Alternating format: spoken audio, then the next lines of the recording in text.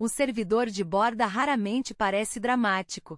Ele fica ali recebendo tráfego, encaminhando requisições, terminando conexões, servindo como proxy reverso, balanceador ou porta de entrada para aplicações internas. Mas quando essa peça falha, a consequência pode ser enorme. Nas últimas 24 horas, a F5 publicou correções para 2 vulnerabilidades críticas no Nginx Open Source e em produtos relacionados. O alerta é importante porque Nginx não é um software de nicho. Ele está em nuvens, Kubernetes, apps, sites gatewais, plataformas SaaS e ambientes corporativos de todos os tamanhos. A tese central deste episódio é a seguinte: as novas correções críticas do Nginx mostram que a borda da internet não falha apenas quando um servidor está abandonado.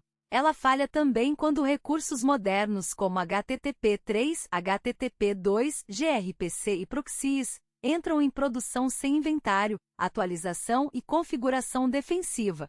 A pergunta que vamos responder até o fim é direta: se o Nginx é uma peça tão madura e tão usada, como 2 condições de configuração podem transformar a borda em risco de execução remota de código? Este é o Cyber Report em formato documental. A cobertura de hoje é defensiva. Não vamos reproduzir payloads, comandos, sessões maliciosas ou passos operacionais que facilitem abuso. O foco é entender o que foi divulgado, qual é o impacto, porque a prioridade é alta e quais decisões reduzem risco sem transformar notícia em manual de ataque. O primeiro ponto confirmado é o anúncio público das correções. A reportagem do The Hacker News, publicada em 18 de junho de 2026, descreve 2 falhas críticas, CVE 2026, 42530 e CVE 2026, 42055. Ambas aparecem com pontuação CVSS-V4 de 9.2. Em termos práticos, isso coloca os problemas na faixa em que equipes de segurança não podem tratar como rotina de calendário. É preciso verificar exposição, versão, configuração e janela de atualização com urgência. A primeira vulnerabilidade CVE 2026, 42530, é descrita como uma condição de use after free no módulo NGX_HTTP_V3_module. O contexto envolve Nginx configurado para usar HTTP3 com kick. A divulgação pública aponta que um atacante remoto e não autenticado poderia acionar a condição por meio de uma sessão HTTP3 especialmente construída, com risco de execução de código quando a proteção ASLR está desabilitada ou quando o atacante consegue contornar essa proteção. A parte importante para o defensor não é decorar o mecanismo interno. É perguntar: temos HTTP3 habilitado? Qual versão está em produção? Quais produtos derivados usam esse componente? E quem é responsável por aplicar a correção? A segunda vulnerabilidade CVE 2026, 42055, envolve um estouro de buffer em RIP nos módulos NGX_HTTP_proxy_V2_module e NGX_HTTP_gRPC_module. A condição descrita é específica: uso de proxy de tráfego HTTP2 ou gRPC. Diretiva ignore invalida EADERS desativada e buffers de cabeçalho grandes acima de 2 MB. Novamente, a execução de código fica associada a ASLR desabilitado ou bypass de ASLR. A lição aqui é sutil, mas crucial. Nem toda instalação de Nginx é afetada da mesma maneira. O risco nasce do encontro entre versão vulnerável, módulo utilizado, diretivas ativas e exposição ao tráfego remoto. Essa combinação é exatamente o tipo de problema que derruba processos de segurança superficiais. Se a equipe olha apenas para o nome do produto, pode entrar em pânico ou ignorar demais. Se olha apenas para a severidade, pode gastar energia no lugar errado. A resposta madura começa com o inventário técnico. Quais instâncias rodam Nginx Open Source, Nginx Plus, Nginx Ingress Controller, Nginx Gateway Fabric ou produtos que embutem essas versões? Quais delas estão expostas à internet? Quais aceitam HTTP3? Quais fazem proxy HTTP2 ou gRPC? Quais têm configurações fora do padrão? O segundo ponto é que borda moderna ficou complexa. Durante anos, falar em servidor web significava pensar em HTTP simples, certificados e roteamento básico. Hoje, a borda precisa lidar com protocolos novos, APIs de alta escala, streaming, microserviços, malhas de serviço, balanceamento inteligente, observabilidade e autenticação distribuída.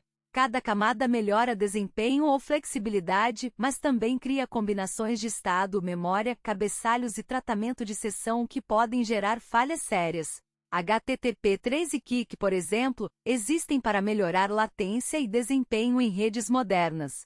gRPC facilita a comunicação eficiente entre serviços.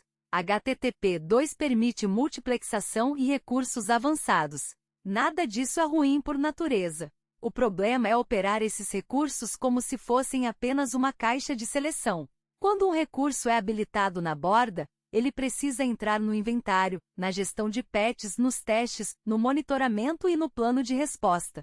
Para empresas, o impacto potencial é claro.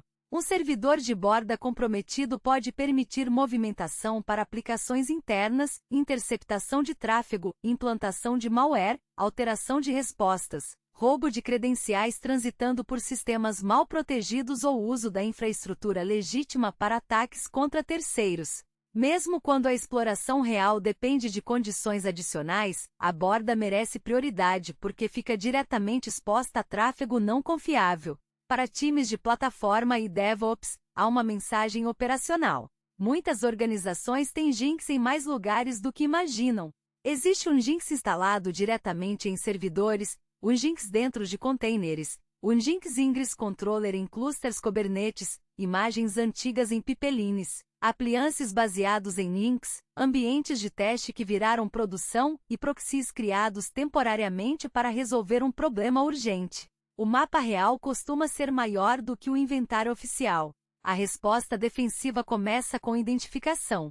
Procure versões afetadas. Revise imagens base. Verifique manifestos de Kubernetes, charts, templates de infraestrutura como código, appliances e ambientes de homologação expostos. Confirme se HTTP3, HTTP2 e gRPC estão habilitados onde realmente precisam estar. Se um recurso não é necessário, reduza a superfície. Se é necessário, aplique atualização e monitore comportamento anômalo.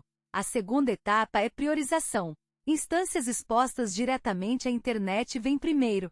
Em seguida, instâncias que manipulam tráfego de clientes, autenticação, apps sensíveis ou dados regulados. Depois, ambientes internos que recebem tráfego de zonas menos confiáveis. Não espere uma lista perfeita para começar. Em incidentes de borda, a busca por perfeição pode virar atraso.